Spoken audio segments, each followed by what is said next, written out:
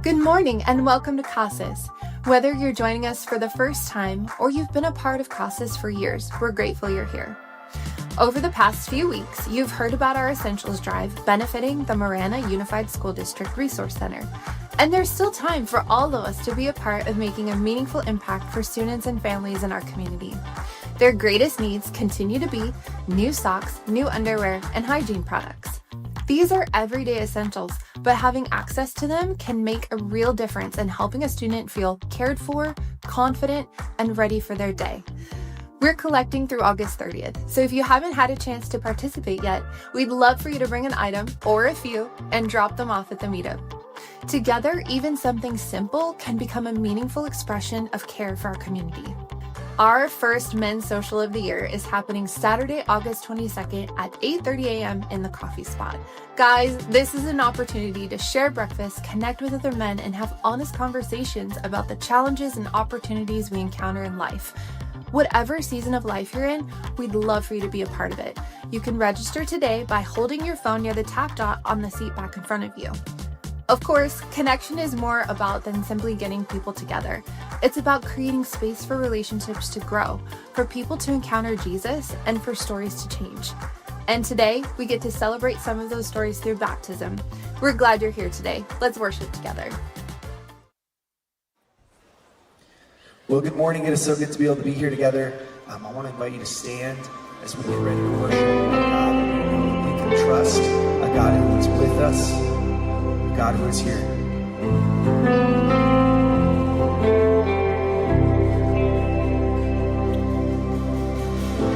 You alone created the heavens and you alone created the earth. And if you can hold stars, then you can hold my heart. You hold my heart. You've got the whole world in your hands.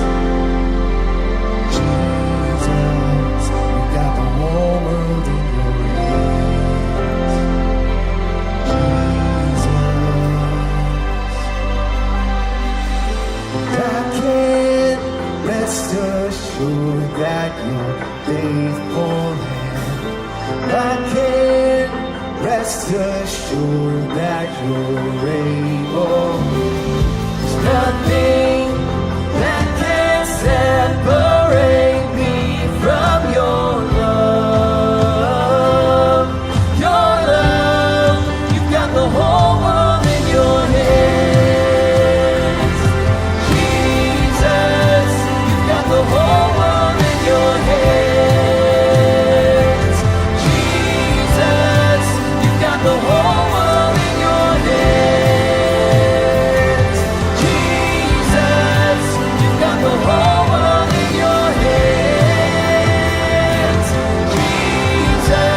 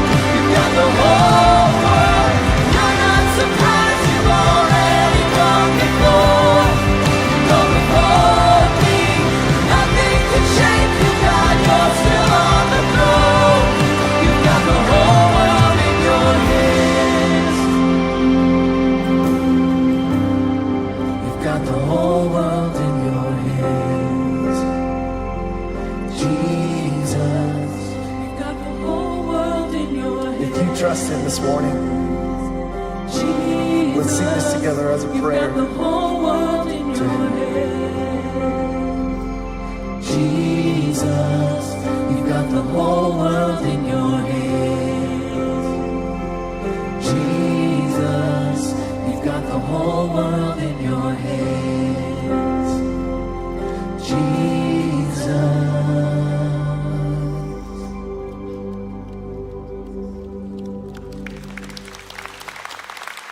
Good morning. We are so glad that you're here today. I hear we have middle schoolers in the room. Are they here? Yeah, great. We're so glad that you're here. And if you are new with us here today, we're so thankful that you came here to just check us out. I just want you to know that if you have any questions at all, or you want to talk to a pastor, you can come on over here to Next Steps right after the service. A pastor will be there. But we also have these great volunteers that are there, and they'll help to connect you in to groups or to outreach groups or any of those things that you'd love to have. And we know that it's sometimes hard to go to a new place. It feels scary and weird, and you might think, am I dressed right, or do I believe right? But you know what? You are welcome here. We see you, we love you, and we notice you. And this last week, we talked a lot about one of our big values here at CASAS, which was that you can belong before you believe. And we firmly and deeply believe that. And one of the things that we also talked about last week, we handed out these cards here. Oh, mine got a little munched up in my pocket, sorry. We handed out these cards here that are our belonging model. So we talked a lot about what it means to belong here. And if you didn't get one last week, they're over here at the Next Steps. Please grab one after service. But I want to talk about our number one, which is notice someone. And that's what we're going to practice today, is noticing someone. And Jesus was an expert at this. He noticed people in all sorts of different areas of life. In one particular story in the Bible, he walks up to this well, and he's wanting a drink of water, and he notices a woman that's there. And that woman is there at the wrong time. Like, it's middle of the day. Why was she there getting water at the well? And he starts to engage her in conversation. And he says, hello, how are you doing? And she essentially says, why are you talking to me? Like, I worship differently than you. My life is different than you. Why would you even want to talk to me? And with the way that only Jesus can do it, he had this radical acceptance and love for her. And she felt that. And I feel that too in different times. You know, you probably know what it's like when you go to a new job or a new community, or you're in a new church and you don't know anyone, and it feels like you need to figure out how to belong. I was in this seminary class, and in this seminary class, I knew that I was going to be in a cohort of 10 people for 2.5 years. And I thought, great, this is going to be wonderful. But I got a call right before the class began. And in this call, they said, Jennifer, you're going to be the only woman in this cohort. I thought, crud, what am I going to do? I'm going to be the only woman in here. Like, how am I going to belong? You know, it's all of these pastors, and then there's me. Like, what am I going to do? And I started devising a plan. So my plan is that I was going to learn all of the things about sports, so that, like, you know, I could go and talk with them about sports, and then maybe I would belong, right? But that didn't work because, you know, I'm just not good at that kind of stuff. I don't really like sports. So I thought I would bring treats. And, you know, like, if I bring treats, then maybe I can feel like I belong. And I decided I didn't want to bring treats. And I thought, you know, maybe I'm just going to wow them with my Bible knowledge. Like, that would be really awesome. That wasn't it. So then my next plan really was, how do I, like, hide in the back?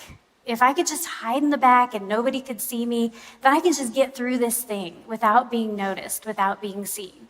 And so I walked up to that first class, and I had all of this anxiety, and I was really nervous because I knew when I got to that class, I was going to be the only woman there. So I went through with my plan. I did sit in the back of the class.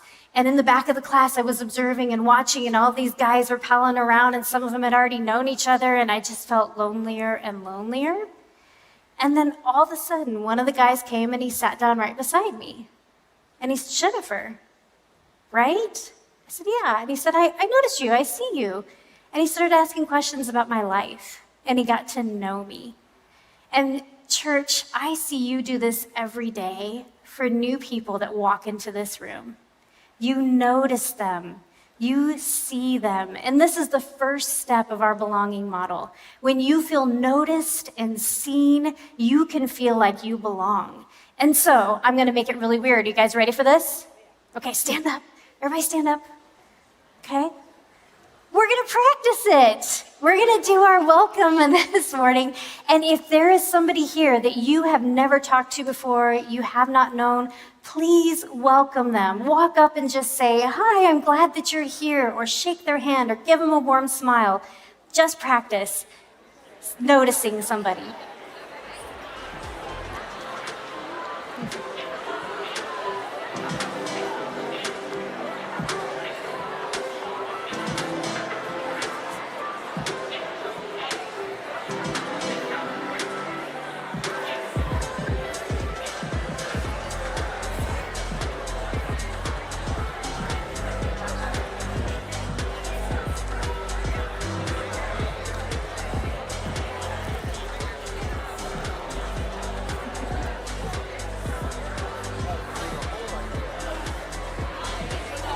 Man, I hate to pull this in. You guys are so good at this. Okay, can you raise your hand if you met somebody and you made a new friend? Nice, nice. You guys practiced the first step of the model. You noticed somebody.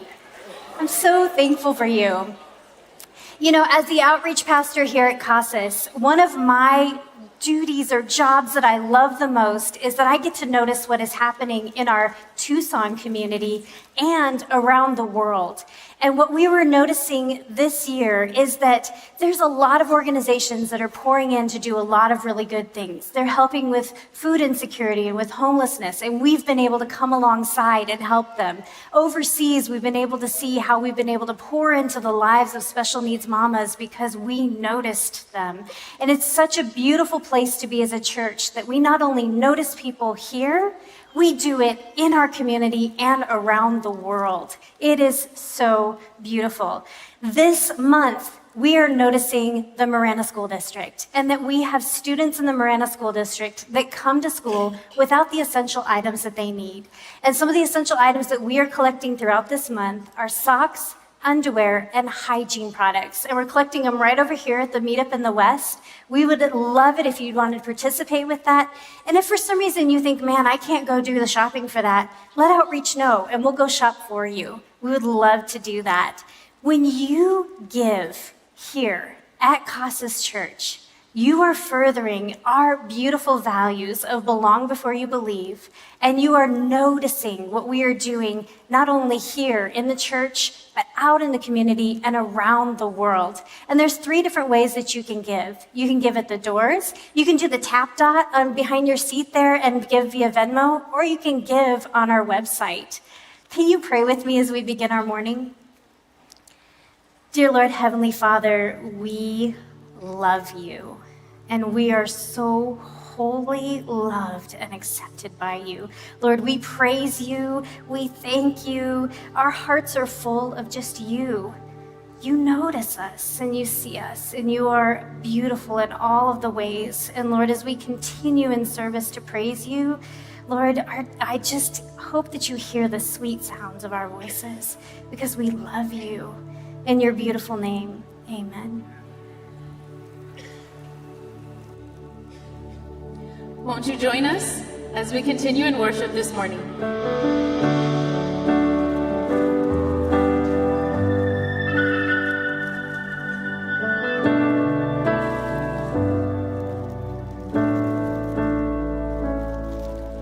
Blessed are those who run to him, who place their hope and confidence in Jesus.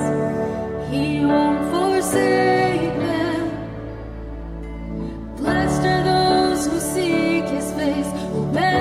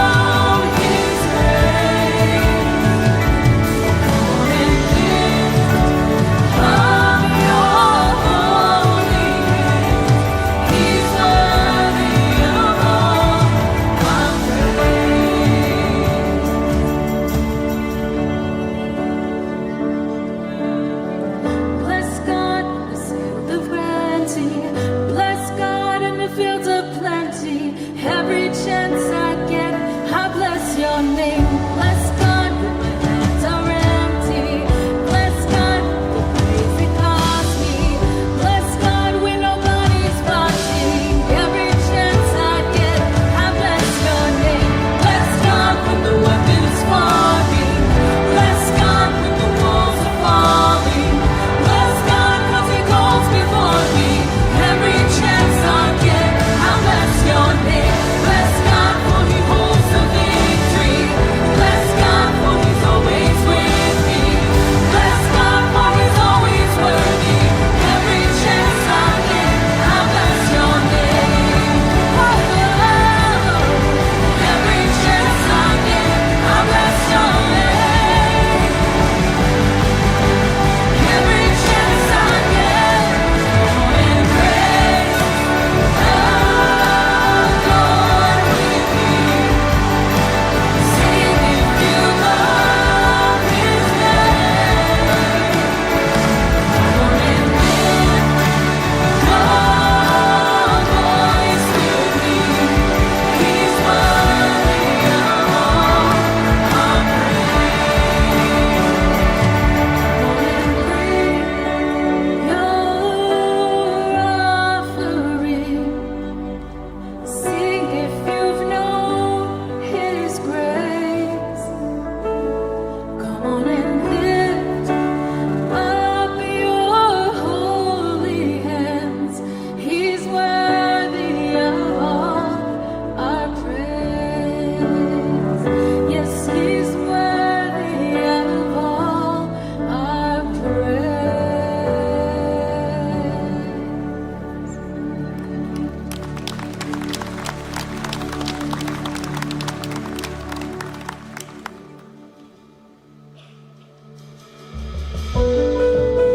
We do have a God who is worthy of our praise. He is with us. He has never left us. Let's sing about that now. Live through the valley, tread through the shadows. I've never walked alone. I've been surrounded, but never forgotten. You've never let me go. Oh, you've never let me go. Oh, you were with me then. Oh, you are with me now. I can see your faithful hand, faithful as you've always been. Oh, you are with me now.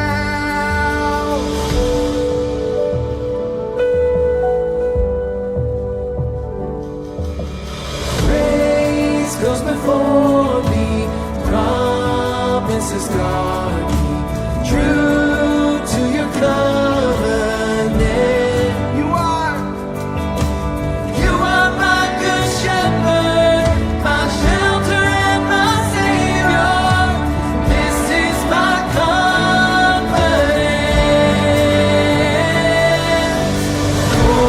Oh, you are with me then. Oh, you are with me now. I can see your faithful hand, faithful as you've always been. Oh, you are with me now. Oh, you are with me now.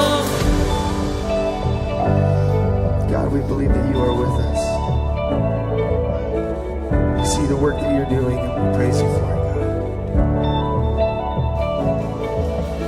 I can hear a song of deliverance rising. I can hear a song of deliverance rising. I can hear a song of deliverance rising, rising, rising. I can hear a song of deliverance rising, rising, rising. I can hear a song of deliverance rising, rising, rising. I can hear a song of deliverance rising, rising, rising. I can hear the faith of your people rising, rising, rising. I can hear the faith of your people rising, rising. Oh, you were with me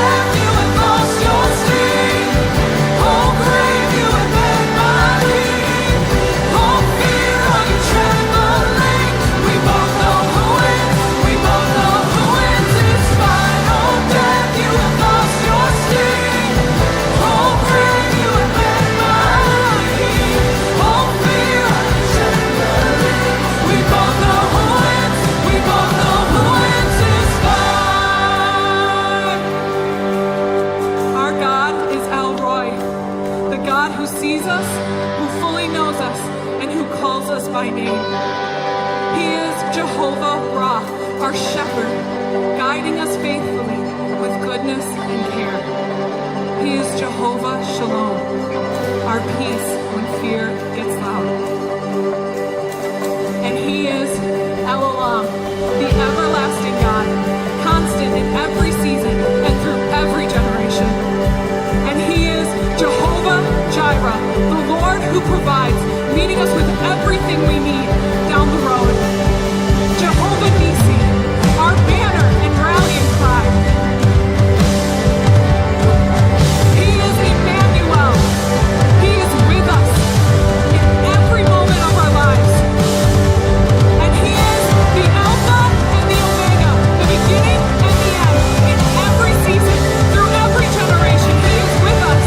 He is the Lamb of God, the perfect sacrifice that brings us near to the Father and forgives us and frees us in Christ. And he is Jehovah Rapha. He is our healer, our renewer, our restorer. We are going to praise that God. Let's sing. Oh, death, you have lost your sting. Oh, grave, you have been my king. Oh, fear, I'm trembling. We both know who wins. We both know who wins this fight. Oh, death, you have lost your sting. Oh, grave, you have been my king. Oh, fear, are you trembling? We both know who wins. We both know who wins this fight. We both know who wins this fight.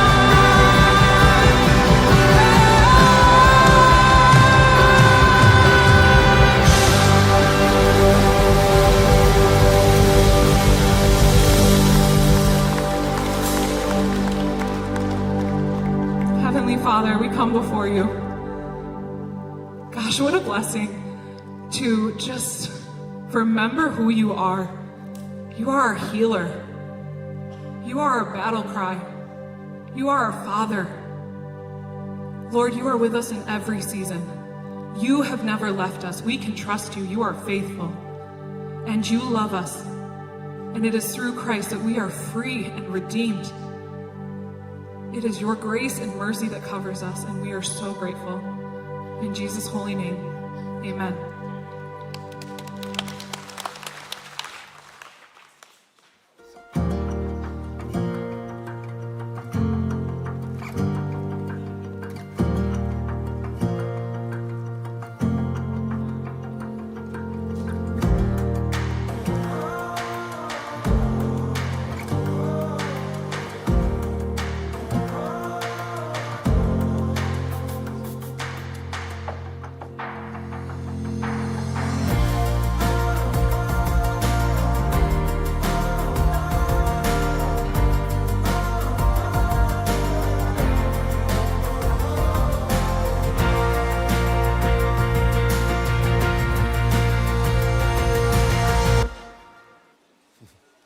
Good morning.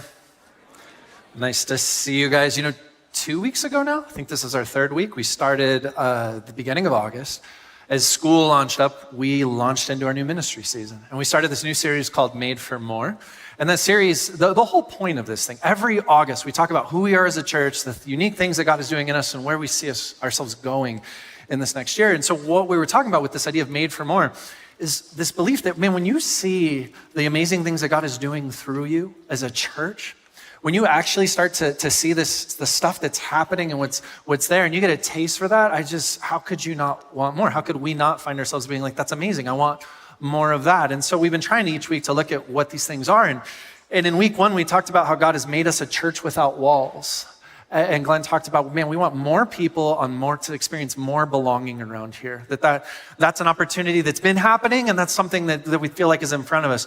Last week, we looked at how we as a church are becoming a different kind of church for people who are leaving religion behind, and how important that is right now, and the kinds of people that are coming and feeling safe here at Casas, and what that looks like. That's a big deal, and we want more of that, more people on mission and vision. And this week, I want to talk about being the kind of church that sees life change from the inside out, right? The kind of church that sees life change from the inside out in hopes that we would become a church and continue to be a church who desires even more life change in a real way. You know, some time ago, I sat at lunch with a gentleman who, he began to tell me his story. He said he grew up in a household where he felt like love was conditional all the time. That was the phrase he used. And he said, it was weird. It felt like some moments his parents liked him, other moments it seems like they didn't. And all of that got really complicated. He said it got especially hard during his late teens when his parents started going through a divorce.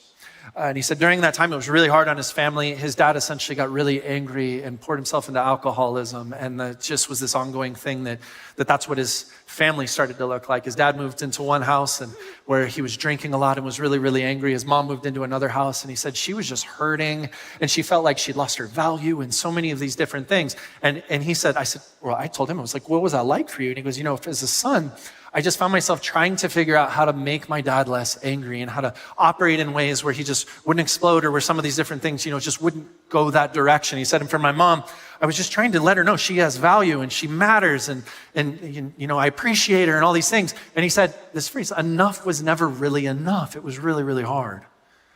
I remember looking at him in that moment and going, that's hard. Because the truth is I told him this, I said, you're a kid, they're your parents. It's not the other way around. Like it's hard to carry that level of something on their behalf, isn't it? And he just looked at me like that was the most obvious thing in the world that I had just said. He's like, yeah. And then he said, at one point in time, I just decided, if life is a mess and people are a mess, I'm tired of being the only one who's not a mess. And he's like, I just blew my life up. I made a bunch of decisions and a bunch of things and was just like, I want to feel that I'm going to be that same type of thing. And I looked and I said, did that make it better? Did you like that? And he just said, no. In fact, it got worse. He said, at first it felt like this weight was lifted off of his back. And then as time continued, pretty quickly, it felt like more and more was heaped on. He said, I started getting to the spot where I didn't like who I was when I looked in the mirror. And I didn't like the person that I was becoming. And I didn't like how other people saw me. And I felt kind of trapped and I felt a little bit helpless. And he said, it was one of the worst seasons of depression he'd been in his life. And it was interesting because I'm sitting there having lunch with him and the person I'm talking to doesn't feel like the person he's describing. Have you ever had that moment with somebody? So I just looked at him and I said, what changed? Because the person I'm talking to feels different than what I'm hearing. And he said, I started dating someone and she went to a church and she was religious and I was never religious growing up. Like that wasn't a thing that we did. And so she invited me to go to church and I thought, okay. And so I went. He went to church with her and he said, I walked in and there's this guy who was teaching on this particular day and he seemed really put together. Like he seemed like his life wasn't chaotic and crazy like my life and it wasn't all the other things.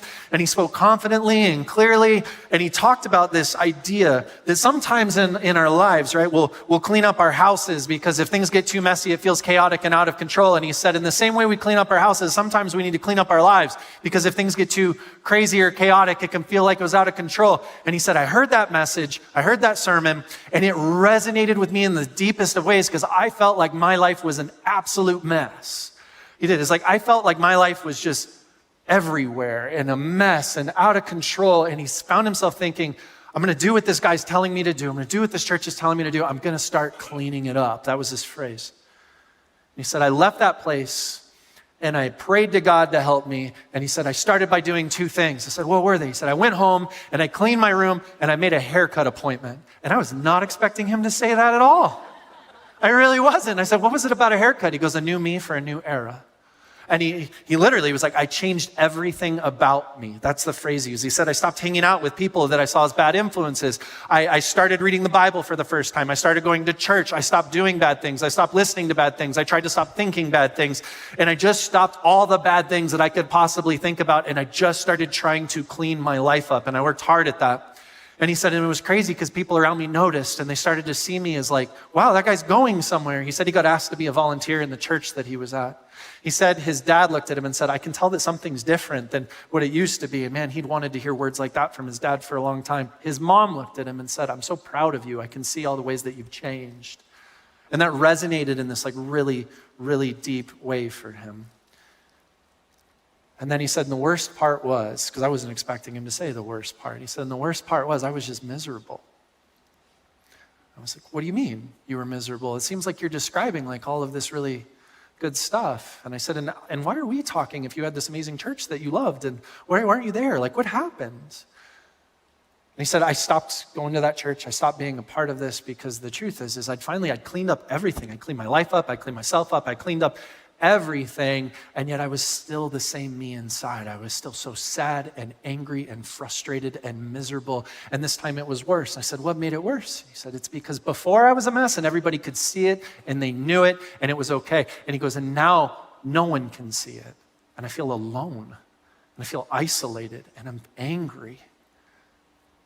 And so I said, is that why you wanted to talk with me today? And he goes, no, I wanted to talk with you because I wanted to share my story. I wanted you to see where I'd been and what I'd been through and some of those different pieces. And he said, but I have a question that I want to ask you.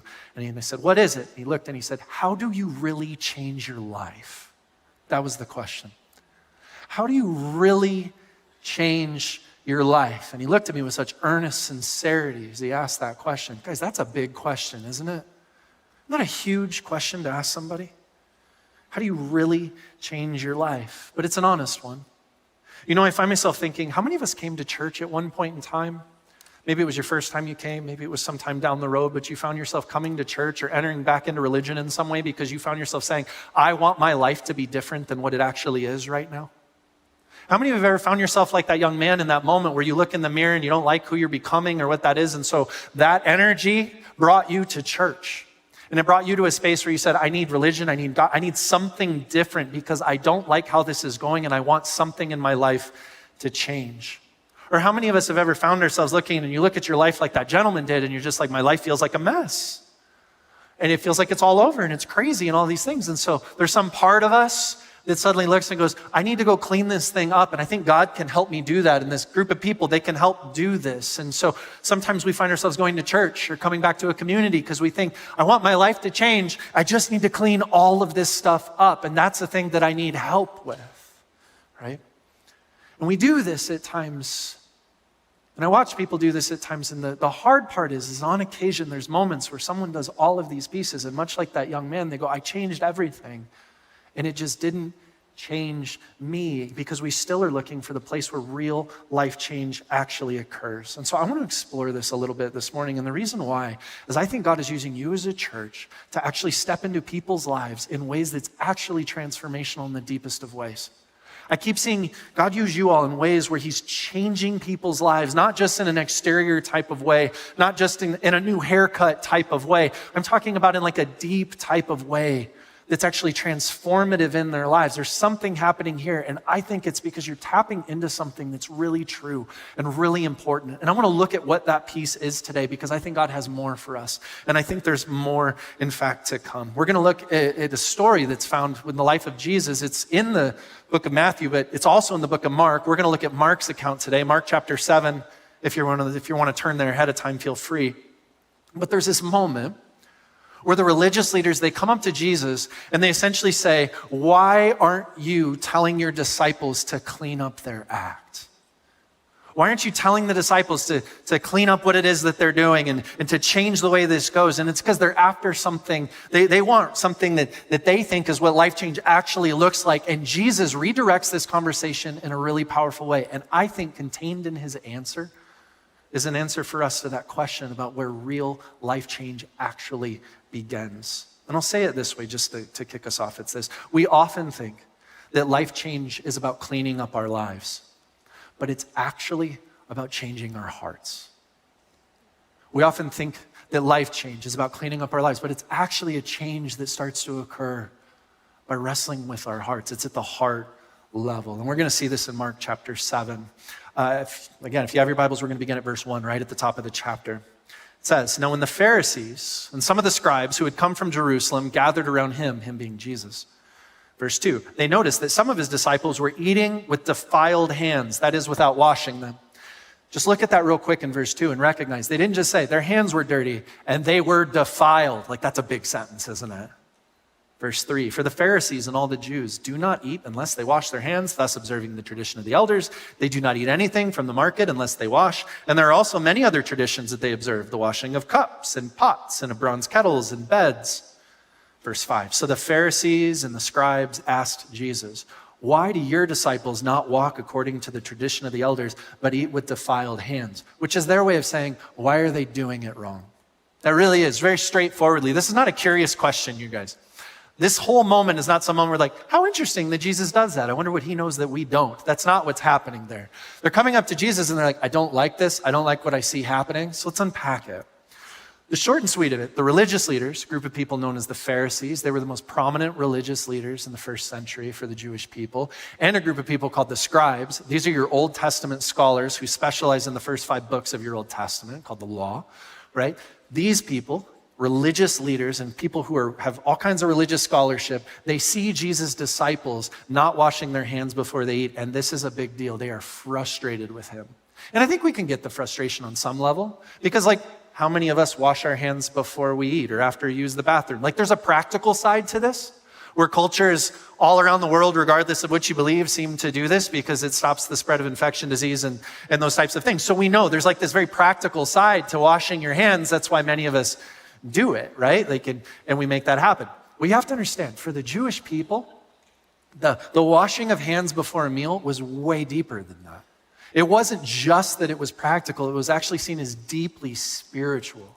They thought of this as consecrating themselves before God. They thought of this as preparing themselves actually to be before a holy God who's pure and all these things. Like they thought all of that. There was so much meaning and significance, and there's 2 reasons for this.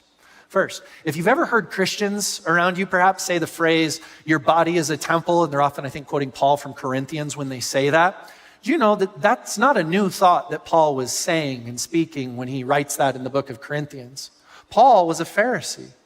Pharisees, that's what he was before he was this amazing leader and evangelist that moves throughout the Gentile world or the non-Jewish world. Paul was a Pharisee. The Pharisees believed that your body was a temple. They believed that. They saw this way. And so you were to honor this and the way you operated with this and all these things. They held this as a deep belief. So you should treat it as such and consecrate it as such. And that's a way of honoring God who is with you and within you and all those things.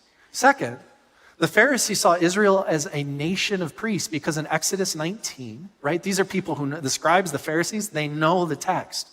In Exodus 19, God looks at the people and he says, for you shall be unto me a nation of priests. Not a nation with priests, but I want a relationship with you that's like everyone's a priest, is basically what God is speaking. We teach this around here as a church because it's such a big moment in the story of the Old Testament. The way we'll phrase it is, we'll say, you know what he means there is that God wants to have a direct relationship with you where no priest is needed. He doesn't need to talk through another person. He talks to you and you relate to him directly. You get this. But for the Pharisees, their interpretation of this in the first century was that in the same way, since God had spoken and said, for you shall be unto me a nation of priests, that all of the codes and laws and things that applied to the priests in terms of honoring themselves and honoring what they were doing with God, that they should follow those things too, even if they weren't the ones leading out temple worship. And so they would read a passage like Exodus chapter 30, which instructs the Jewish priests to actually wash themselves and clean themselves before they go and put food on the altar to give it to God as an offering and then consume it later. Like they would ultimately look and be like, that hand washing and that cleansing of yourself to go before the presence of a holy God, we should be doing that too. We should be walking out that same exact process, and they held it that way. The religious leaders, they read these Old Testament passages and they thought, in the same way that the priests need to honor God and do this, we should. In the same way that we all are the temple, we should treat it like this. And so this hand washing thing and cleansing themselves thing, this is about a deeply spiritual, significant thing about who you are and are you right before God and all of these things.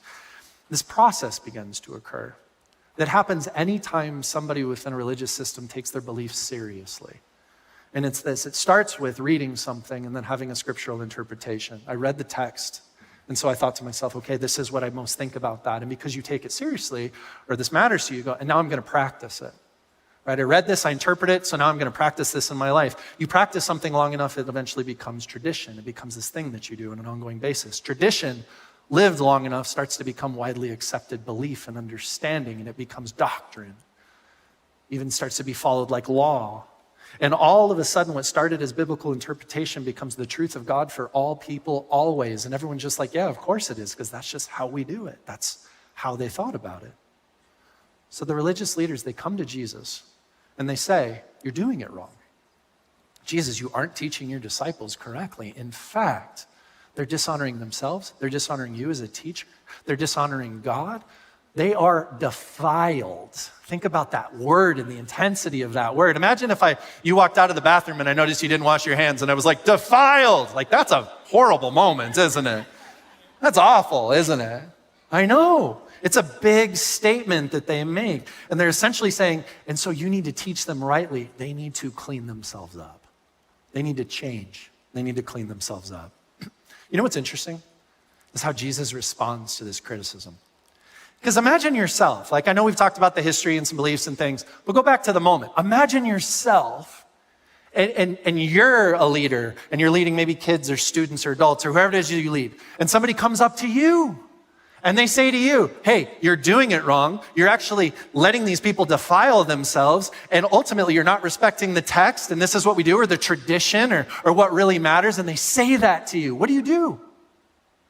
We don't, like, our immediate response is, well, no, here's what I believe that text actually means, and here's how I believe this is, and we start talking about hand washing, and we start talking about interpretation, and we start talking about practice, because I'm going to defend myself and convince you that this is the way I think. That's the way most of us approach moments like these. Jesus doesn't do that. Jesus does something completely different. In fact, it catches me off guard when I read through it. Jesus essentially, his answer to the question is to turn to them and essentially say, why do you keep missing the point? Mark chapter 7, verse 6, he said to them, Isaiah prophesied rightly about you hypocrites, as it is written, this people honor me with their lips, but their hearts are far from me. Their hearts miss the point. In vain do they worship me, teaching human precepts as doctrines. You abandon the commandment of God and you hold to human tradition. And then he said to them, you have a fine way of rejecting the commandment of God in order to keep your tradition.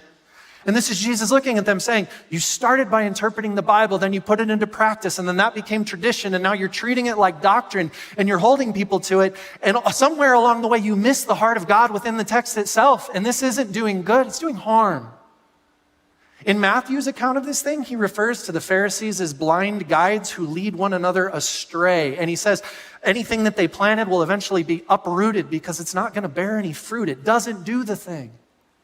This doesn't take you where you most want it to go. Jesus goes so far as to tell them in this particular moment, you are rejecting what God really wants. You're missing his heart in order to justify your beliefs and doctrines and interpretations here. And you're missing the point. And then he continues, and he doesn't talk about hand washing. He actually talks about honoring your father and mother and something called Corban, which is like another sermon for another time. And then he gets to verse 13 and he says, and you do many things like this, meaning that's just another illustration. But guys, this is all over the place. This is like something that you're actually dealing with on a regular basis. Guys, this is a really big deal. Because when we find ourselves walking that same path where we miss the heart of God because we're holding on to some doctrine or tradition or interpretation or whatever that might be, and we miss the heart of God, it's just like the text says, we speak of God on our lips, but our hearts don't look like who he really is. We speak of Jesus, we just don't look like him. And it starts to get really strange. Jesus says these really hard things to the religious leaders, but there's a crowd there watching. Imagine being in the crowd. And he says this to the religious leaders, and the crowd's got to be looking, being like, Mom and Dad are fighting right now, right? This is out of our pay grade. We don't know what to do. Jesus suddenly turns and he addresses the crowd because he knows there's an audience, and he speaks these words, which are actually a parable to them. Mark chapter 7, verse 14 says, then he called the crowd again, and he said to them, listen to me, all of you, and understand. No pressure. Verse 15. There is nothing outside a person that by going in can defile, but the things that come out are what defile. That's the thing he says to the crowd. He's like, listen and understand. Now, if you're sitting here and you heard that for the first time today and you're like, that sounds really good, Jesus, I have no idea what he's talking about, you're in great company. You are. Even the disciples who heard that at the moment had no idea what he was talking about. I remember I was taking a class called Christianity and Western Culture in college, and the professor was brilliant. It's like one of those professors that's like too smart for his own good and hard to understand sometimes. You know what I'm talking about? And he's speaking on all these things, and he would say these profound statements, and people in the room would start writing furiously, and there would be like audible moans of agreement. You ever been in that room where people are saying something and everyone's like, and they're writing as fast as they can. And he said something on one particular day, and I can hear just like audible moans of agreement all around me and people writing really quickly. I had no idea what he was talking about. I wished I did. I tried. I did not understand. But a friend of mine was sitting there next to me, like moaning out loud in agreement and writing. And I was like, I'm going to ask him after class because he clearly gets this, like whatever this thing is. Class ends and I go to my friend and I was like, so I don't know if this makes me dumb or not, but when he said that, I had no idea what that meant. And then my friend got kind of sheepish and looked at me and he was like, I don't know. It sounded really important. So I wrote it down and I could hear everybody moaning. So I just pretended. And I learned from that day forward, you should ask more questions. Like, don't trust the room, ask questions. This is what the disciples do. They go home. I don't think the crowd probably understood this. I think they were like, sweet Jesus. And then they go and they find themselves in a room and all of a sudden a hand shoots up from the disciples. Mark chapter 7, verse 17. When he had left the crowd and entered the house, his disciples asked him about the parable. He said to them, so are you also without understanding? He's like, I knew the crowd didn't get it. I didn't know that you didn't get it too. And then he says this, do you not see that whatever goes into a person from outside cannot defile? Because that's what he said earlier. Since it enters not the heart, but the stomach and goes out into the sewer. When it says sewer there, the Greek is far more descriptive. Thus he declared all foods clean. Verse 20, and he said, it is what comes out of a person that defiles. So imagine this. The disciples are now with Jesus. The crowd's not there. The religious leaders aren't there. Hand goes up. Jesus, can I ask you about earlier today? I didn't understand what you meant. And he goes, you didn't understand? Let me explain it this way. And Jesus uses one of the most base level illustrations that I've ever read in the New Testament. He really does. And he goes down to the most common of human experiences that everyone has known and experienced and had a visceral reaction to at one point in time. He talks about the process of human digestion. And it's so funny because when you read through this, I've been reading commentaries all week and just in preparation for this, so many commentaries go, we're not really sure what he was getting at or meaning here, but the end is clear. They say this thing. And I think it's because they just can't bring themselves up to open themselves up to the fact that Jesus is actually talking about feces. That's actually what's happening here. Here's his base level illustration, and he paints this in a way that you and I and every person, his disciples, can absolutely understand. He says, we worry about all the stuff that's outside of us, but it doesn't look like that when it goes in. Human excrement is made inside of us. And that's where it gets gross. That's literally a good way of articulating the way that he's talking about. Now, I know some of you are going to lunch afterwards and you didn't come to church to hear me talk about poop. So let me use a more friendly Sunday morning illustration. Several years ago, I stumbled across somebody selling a Nissan SUV, and it was in really good shape at a really good price, and I just thought, this is like too good to be true, which means it was. My wife's car was getting older, it needed more work, and we had 2 little kids, and I just thought, man, it'd be really nice to give her, a car that's reliable and newer and all that for our kids and her. Like, that would be great. And so I called the guy, and I drove over to his place, because he said, sure, come and take a look at it, see what you think. And when I got there, he said, don't worry about whether you buy this or not. There's like 50 people that have called, I've written all these names down, and so we're just going in order here today, and if you want it, it's yours. If not, don't worry about it. And I said, sure. And I looked at the car, and it was immaculate. Like, it was. The paint was perfect. Like, there were no scratches. I kept thinking, do you not go to a grocery store? Has like no one with a rage cart ever hit you? Like, what is this? But no, it was great. The inside was clean and like pristine. And it even had super nice fancy tires that they'd put on this thing at one point. And I just thought, wow, this is a really well-maintained vehicle. We popped the hood. It was crystal. It was like clean inside and everything looked really good. We turned it on and I took it for a test drive. It sounded fine. It ran fine. It was great. And I was just like, yes. Well, some things aren't too good to be true. Like, yeah, we'll buy the car. Let's do it. And so I bought it. And then 2 weeks later, my wife was driving with our kids in the month of June, and the AC was no longer cold, and it was just hot. And I was like, no. So I called a friend who happened to be a mechanic to just say, hey, would you be willing to I'm not asking you to work on my car. Will you just come look at it and give me some advice? And so he came over, and he put a new can of Freon in it, and it got cold again. He goes, you have a leak in your AC. I don't know where it is or what it is, but that can be expensive to fix. And I was just like, that's not what I want to hear. And he goes, but the truth is, I don't know if I'd even worry about that. That's the least of your problems. And I said, oh, no. Right? And he goes, go ahead and start the engine again. We start the engine. And he goes, I want you to lean in and really listen. He goes, you hear that little sound? And I said, I think so. And he goes, that one. I'm like, oh, yeah, I totally do. He said, so that's the sound of bearings going bad inside of your engine. At some point, somebody overheated this car. And somehow the friction of that with whatever happened there, like just caused either the bearings to wear out. And he goes, but I just think it's probably only a matter of time before you find metal shavings when you do an oil change or something like that. He goes, basically, you either need to swap the bearings out on this, which is a lot of work, rebuild the engine, or you're gonna need an entirely new engine. Do you know what no one wants to hear when they buy a car? That the thing that makes the car move, the most fundamentally important part of the car itself, is fouled. And I was so frustrated because I looked at him and I said, no, it's a really nice car. And he just looked at me and said, I'm sorry. Yeah, it's a really nice looking vehicle. And it can be like a really nice and most expensive yard ornament you've ever had. Or you can fix it. And I just said, I feel like, but look at the tires. And then he just laughed at me. He's like, Ryan, I can tell you're having a hard time with this. And he goes, you just always have to remember with a car, it's never how it looks on the outside, it's always what's under the hood that matters, which is blatantly obvious for all of us, right? It's what's under the hood that really matters. Do you know that's what Jesus is saying here?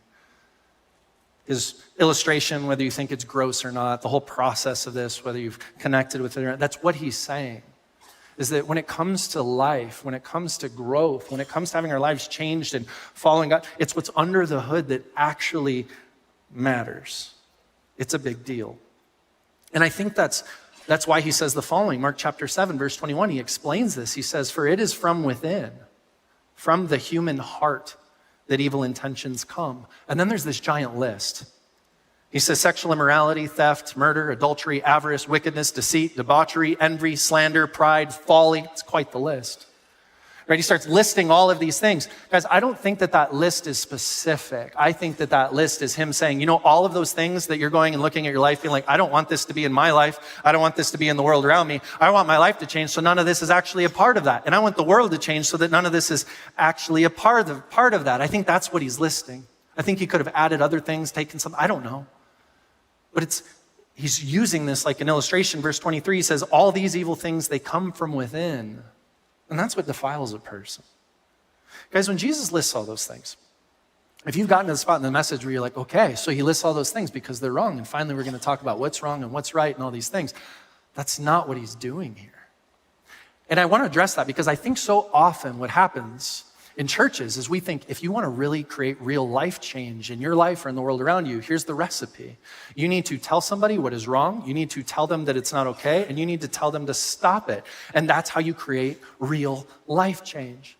And sometimes we get to a spot like this and we're like, finally, Mark's giving us this list and it's out of the words of Jesus himself. And this is what it is. So this is what we need to speak to. And he's saying that's wrong and that's wrong and that's wrong and that's wrong. But what he's actually doing is the opposite.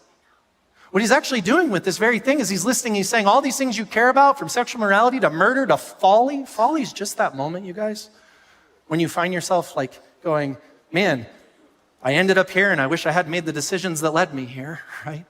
Folly, a lack of wisdom.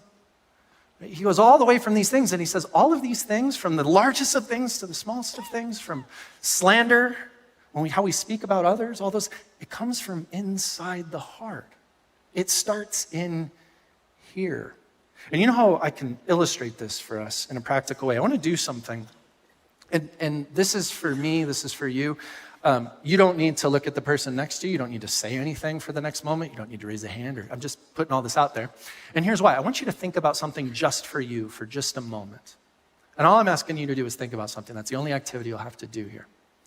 I want you to think about something in your life that you struggle with. I want you to think about the thing in your life that you're like, man, I wish I could change that. Maybe there's a large sin or something like that you've struggled with for a really long time and it feels like 1,000 pounds that you've been carrying around with you and it's still here.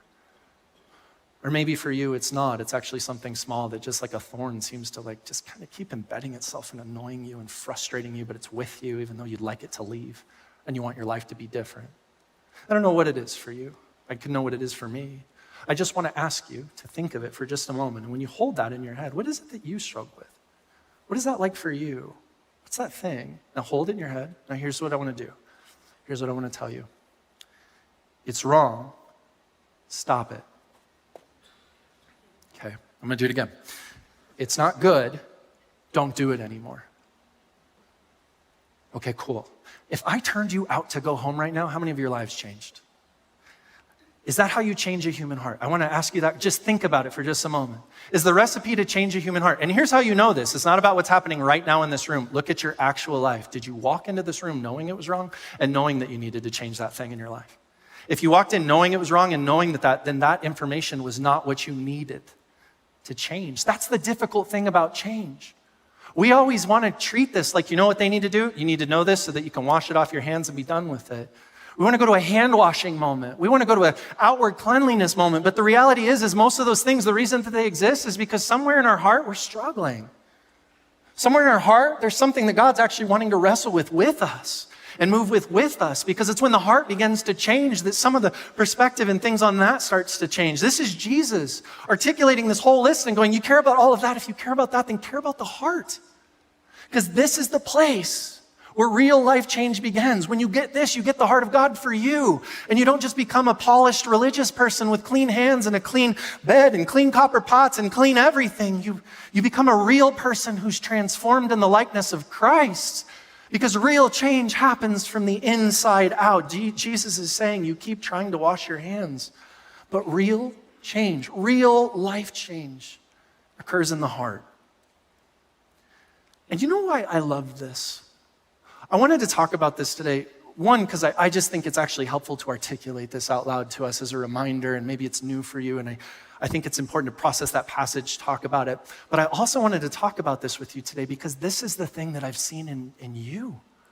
Guys, can I tell you how many people I've started to encounter through this church because of who you all are as a community that have found themselves in places and spaces around here, and they don't say, and I washed my hands. They're not talking about that kind of change. They actually say, and God is actually doing something deep in my heart that I never thought he would or could. Do you know how many times I hear from people in here because of you all, because of the community that this place is, that they open themselves up to the God of the universe in ways that's become transformative, and it's actually changing their real lives on a deep level. It's like profound. I don't have the words to adequately express how in awe of it I am. But it is powerful to see. And it's because of you all. It's because of what God is doing in this place through you, and because of what you're doing in your life. One of my favorite things about being a pastor here at Casas is that for some reason I get to hear stories of life change. Maybe sometimes more frequently than others. I don't know. Maybe it's a perk of what I do.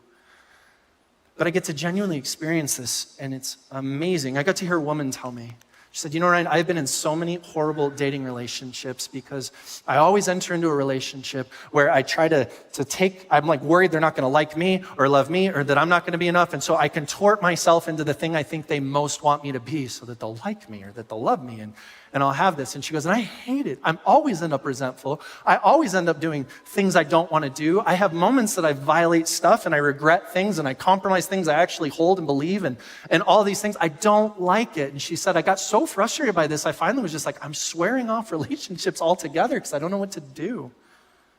And I said, what have you tried to do? And she goes, I've tried to set boundaries. Right? I was like, this is the boundary I need to set, and I just need to hold that. And she goes, but there was always this thing inside of me that always just wanted to shift and morph into whatever that person wanted. She said, I've tried to reach out to people and be like, I'm not going to date somebody before you say okay on this person because I think my picker is broken and I trust you, that kind of a thing. And I've tried to reach out, and she's like, but I still end up with people that I didn't want to be with, and I still find myself in the same situation or the same dynamic. She says, I've even found myself in relationships where on the front end, I make this commitment out loud to somebody, and then as I'm in the relationship, I just start doing this all over again. She's like, I was done with it altogether.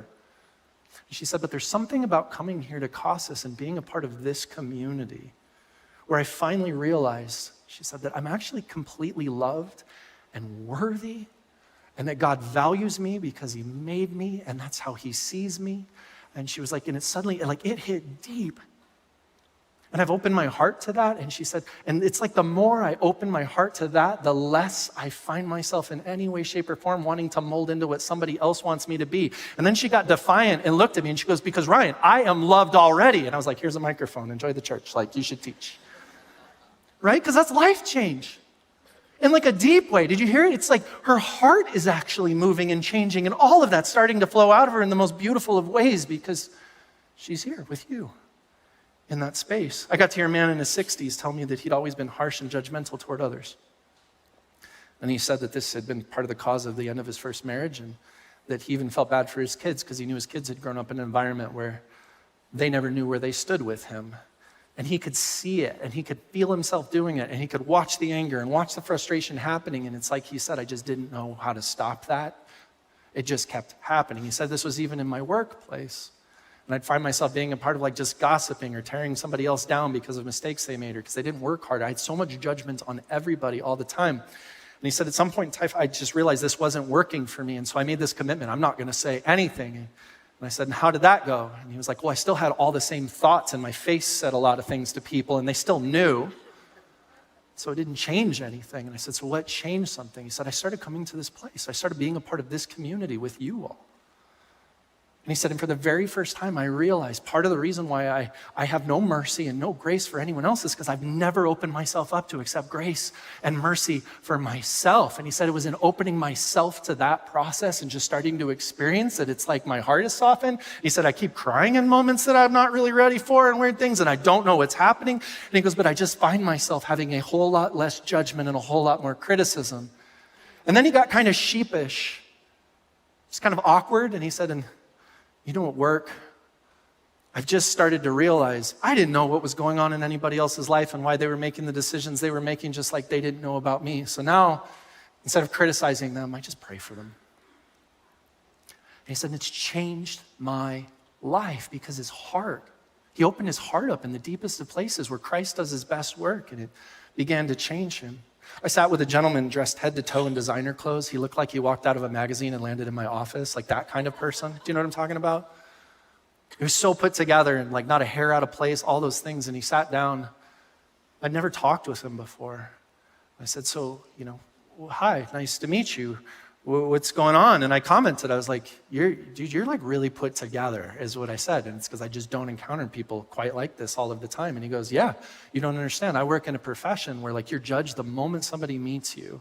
And you've got to be competent and capable and powerful and demonstrate that you don't fail and all of these different types of things. Because if you don't have that, people aren't going to trust you. They're not going to go with you. And he goes, so I'm good at being able to be this kind of person. And I was like, that's got to be really hard, because I bet you there's days where you're not.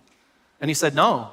It's not actually hard. I grew up lying to people all of the time. I grew up in a crazy situation, and I know how to manipulate people so that they see the person in me that they want to see, or that I want them to see.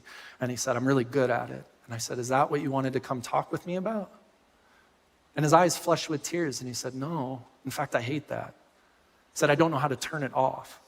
And when I find myself sitting in relationships that matter to me, whether romantic or family, he's like, I keep hurting the people I care most about. And the moment something gets honest and the moment something gets vulnerable, I blow it all up. And I do hard things, and I hurt other people, and I hurt myself, and I do all of this stuff. And he goes, I hate that. And I said, is that what you came to talk to me about? And he said, oh no, that's not what I want to talk to you about.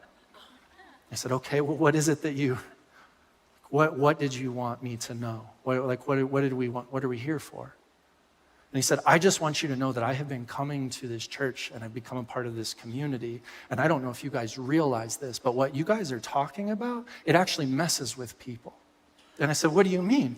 And he's like, I find myself in this space and then hanging out with other people who go here, and we're talking about things that feel so honest and so vulnerable. And he goes, and for the first time in my entire life, I'm not running or exploding or hurting people or doing those things. I'm like very nervous and holding all of this, but I'm trying to let this happen. He's like, I can feel it changing my life from the inside out. And he said, and I wanted to tell you that that's actually happening, because I'm actually doing that in this room, because somebody needs to know that. And he looked at me and he goes, so don't screw it up. And I said, oh, and then he was like, that's all I wanted to say. Thank you so much. And he got up and walked out of my office. I know. And you might look and you're like, that's crazy. It's not. I love what that gentleman did. I love what that gentleman said. I know that there's some intensity to it, but I do. And the reason why is because think of what he's doing. He's facing some of the most vulnerable moments of his life on a regular basis by coming and entering into this dynamic with you all, being a church. He's opening up his heart to Christ in ways that he hasn't let anybody else open up in that way. And he's letting you all become an influence as you model that it's safe and trustworthy. And he's asking questions about God and taking steps in his life that he would never otherwise take as he figures out, what does it mean to actually change his real life? Isn't that beautiful? I don't have adequate words to describe how much I think that is amazing. That's incredible, friends, and it's because of you. It's because of what God is doing in him. It's because of what God is doing through you in this place. People aren't just showing up here to just clean their hands and polish up and be better behaved religious people. They're coming because they want to be changed from the inside out in the deepest of ways, because that's where Christ does his best work. And do you know what God is using you to do? You know what this means? This means that God is using you to create the kind of space and place in the lives of people where he does his best work. And he reaches in, just like he does with me and with you, to actually transform our lives and transform our hearts. He is not done yet, friends. There will be more people to come. There will be more people who need that space and that place. And you all are the kind of community, because of what God is doing in and through you, to meet them in the midst of it. And can I tell you this, beyond just who shows up here, my hope is that you experience it too, just really sincerely. My genuine hope is that it's not just something you hear about, but that you experience it not only in the life of somebody else, but in your own life too. One of the best ways to meet somebody where they're at is to walk your own journey, so that you can look at them and say, me too. I'm not you in my own way, me too. And so here's what I wanted to do. Rather than be like, here's 3 steps, I just wanted to close with a benediction here this morning. It's a little longer. I just want to close with a benediction as a way of just saying, this is my hope and my prayer for every single person who attends here, whether you've been here for 40 years or for 40 minutes, when we come to recognize that real life change happens from the inside out. So friends, may you allow God to meet you and love the parts of you that even you have struggled to love. May you open yourself to it and let the God who is love simply pour that unconditional love out on you and receive it. Take it in. And when you wake up tomorrow, may you do it again. And when you wake up the next day, may you do it again. And when you wake up the next day, may you do it again until it starts to become as natural as breathing itself. May you open your hearts to this beautiful thing that we call grace. This incredible truth that the favor of God, that God actually favors you. May you know that he doesn't just love you, but that he likes you, wants to have relationship with you, and then may that become like an anchor that holds you in your life when other relationships feel insecure and other moments feel like they want to toss you about. May you wrestle, and I mean that word, may you wrestle with the moments where you try to control or deceive or lash out or avoid or whatever that looks like for you, as you open your heart to truly know that God is for you, that God is with you, that God is behind you, and that he is always leading you forward. You are not alone. And may the God of the universe meet you in the depths of your heart and being. May you find the vulnerability and the courage to meet him in that same place. And when you do, may you open yourself up to him, wherever he might lead you, whatever he might do, so that you might see what is yours to see, that you might feel what is yours to feel, that you might know what is yours to know, that you might grow in the ways that only you will grow. And may you know that you don't do this alone. For all of us as a community, when we see transformation, when we see life changing from the inside out and do this together, we become something far more beautiful that looks like the heart of God, not just the washing of hands. And friends, may you know that when a church like us meets people where they are and models what it looks like to see transformation occur from the inside out, it's beautiful. May you see that beauty. May it capture your heart. And in the year to come, may you find yourself saying, I want more. Let's pray. God, we love you. We do. And we thank you for the way that you love us. It's crazy. I thank you for the way that you love us in ways we don't even know how to love ourselves. I thank you for the way that you change us in ways that are so much deeper than washing our hands. And God, I know that's vulnerable and that's scary, and I know that's a hard place for so many people in this room, so I pray your courage. I pray your wisdom. I pray your perseverance in some of those moments. Give us guidance. Give us the audacity to meet you in the midst of those places where you do your best work.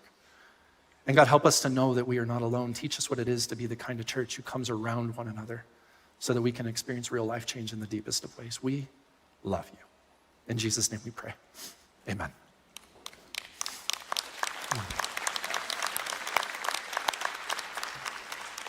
Friends, before you go, if you're new with us, it's awesome to have you here. My name is Ryan. I'm one of the pastors here. I'm going to be over in this next steps area and would love to meet you, shake your hand, and it's a delight that you're here.